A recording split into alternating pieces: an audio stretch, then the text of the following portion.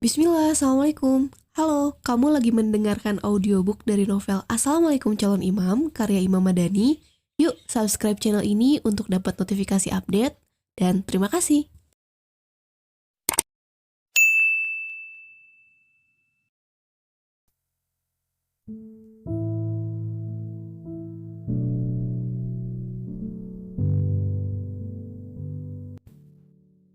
Seseorang baru saja melempari kaca kamarku dengan kerikil, membuatku semakin menarik selimut untuk menutupi kepala sekaligus telinga. Berulang kali kubatinkan kalimat istighfar, tetapi dia tetap saja pada usahanya. Percaya atau tidak, ini sudah hampir pukul 10 malam, dan si hantu itu belum mau berhenti dari aksinya. Dia malah mengirimku pesan. Aku tahu kamu belum tidur, Syah, dan jangan pura-pura tidur. Lampunya masih menyala. Allah Maha melihat. Kalau sudah bersangkutan dengan Allah, aku tak bisa bersikap apapun. Siapa lagi yang berani menggangguku seperti ini kalau bukan Jidan Ramdhani?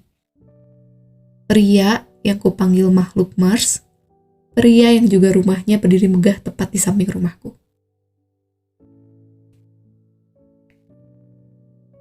Aku tak membalas pesannya, dan dia tetap melempari kaca kamarku dengan kerikil. "Syah, Nafisya," teriaknya. Dasar penghuni Mars. Aku berdiri dan mengambil jilbab instan berwarna hijau toska, senada dengan baju yang kukenakan. Syukurlah, piyama tidurku sudah berlengan panjang, begitupun dengan celananya. Kubuka jendela itu selebar mungkin, membuat angin malam masuk tanpa izin. Aku mengambil nafas panjang sebelum berteriak. Kenapa nggak sekalian aja lemparin pakai batu bata? Akhirnya semua meluap. Pria di bawah sana hanya menunjukkan jajaran gigi rapi sambil tersenyum konyol ke arahku tanpa rasa bersalah. "Shh," teriaknya. Padahal dia sendiri yang menciptakan kegaduhan. Sesuatu mengganjal otaknya. Ya, ini wajar jika kami berumur di bawah 10 tahun. Tapi dia masih melakukan ini ketika kami sudah duduk di bangku universitas. "Kalau ketahuan umi kamu, kita bisa dinikahin di tempat," katanya waspada. Kalau dia tahu batasan bahwa seorang laki-laki dan perempuan yang bukan mahram itu tidak boleh berduaan, kenapa terus-menerus melempari kaca kamarku dengan kerikil? Aku hanya menatapnya dengan ekspresi kesal karena memang itu yang kuharapkan. Menikah dengannya. Tatapanku bukan mata bertemu mata. Memalukan mungkin bagi beberapa orang, tapi aku tidak pernah melakukan eye contact dengan pria manapun. Aku cukup tahu kalau panah terdahsyat setan adalah melalui pandangan. Aku hanya menatap ke arah lain yang sejajar dengan sosok Jidan. Mengenai Jidan, terlalu bodoh memang. Berharap jodoh next door, berharap suatu saat sang tetangga bertamu untuk melamar. Berharap Jidan akan jadi imamku di masa depan. Semua memang murni kesalahanku karena membiarkan rasa ini tumbuh.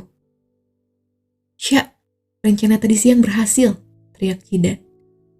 Dia terlihat girang sekali.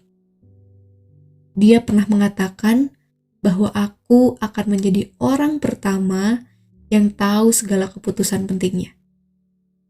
"Oh, selamat kalau gitu," kataku dengan nada yang terdengar biasa-biasa saja. Aku hendak menutup jendela sampai teringat sesuatu. Dalam Islam, gak ada yang namanya pacaran. Setelah berteriak, kututup paksa jendela. Kuharap seseorang yang kamarnya berada di sebelahku juga mendengarnya. Bulir air mata itu kembali terjatuh. Sungguh, aku tidak ingin menangis lagi karena perasaan konyol ini. Terlebih hanya untuk seorang pria. Aku ingin melupakan Jidan. Bukan kali ini saja, sudah sejak 14 tahun lalu aku berencana melupakan perasaan ini. Sayangnya, semua tetap menjadi rencana sampai kami tumbuh dewasa. Ingin kutinggalkan semua kenangan masa lalu meskipun itu kenangan indah.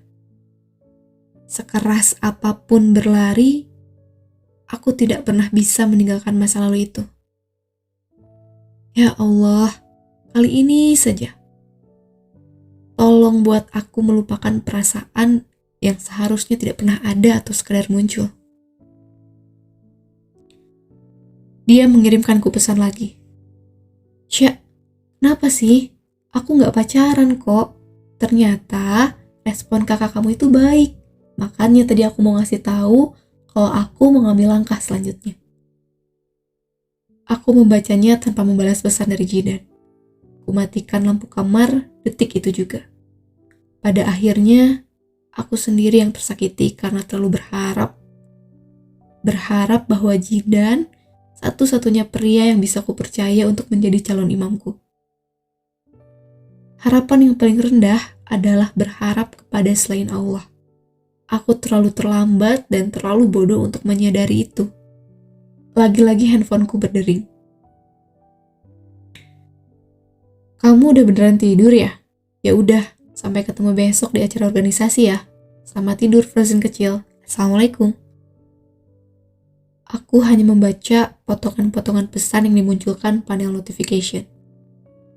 Sungguh, apa yang akan dilakukan Jidan kelak, keputusan yang hendak dia ambil, aku sama sekali tidak peduli dan tidak ingin tahu. Bukan berarti aku bermaksud memutus tali silaturahmi atau mengakhiri persahabatan yang sudah lama terjalin dengannya. Andai bibirku bisa bicara tanpa ragu, hanya satu yang akan kuminta dari Jidan. Menjauhlah. Pergilah sejauh mungkin dari hidupku. Jangan pernah mencoba untuk kembali karena kamu tidak tahu bahwa aku paling tersakiti. Ambil yang telah kamu putuskan, lakukan apa yang ingin kamu lakukan, karena Allah tidak suka aku menyimpan perasaan ini.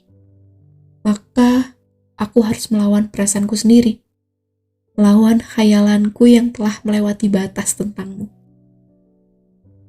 Harusnya kamu tahu, Jidan, bahwa aku telah gagal. Aku takut kecintaanku pada Allah pudar hanya karena kehadiranmu. Aku tidak mau membuat hati milik Allah ini sakit karena ulah hambanya. Allah itu pencemburu.